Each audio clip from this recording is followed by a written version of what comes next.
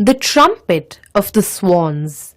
An extract from The Trumpet of the Swans by E.B. White.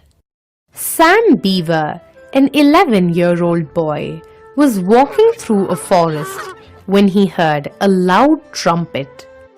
Startled, he searched the woods till he found two enormous trumpeter swans by a pond.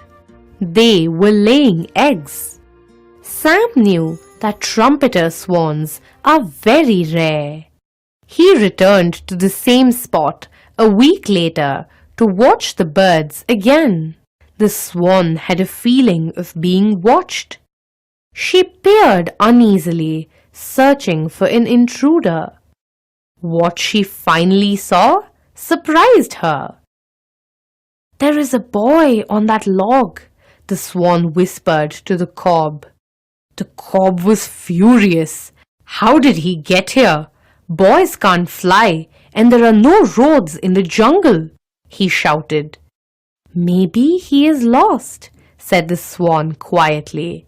"Anyway, he is just observing us." For the next hour, the cob paddled watchfully. Sam sat on the log, spellbound.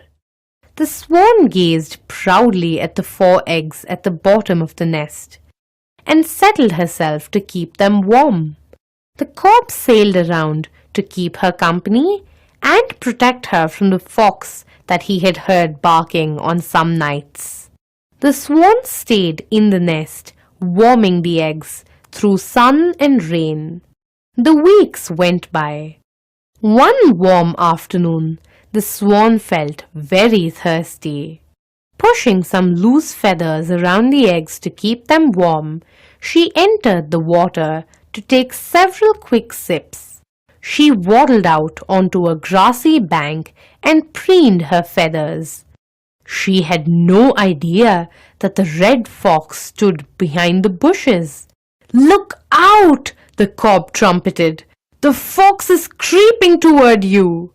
But just then, a stick hurtled through the air and struck the fox, and out stepped Sam Beaver.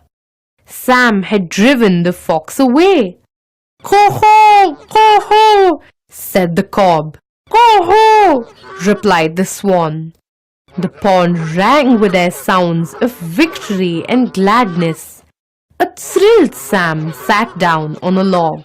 The cob swam over towards Sam, climbed out, and looked at him in a friendly way.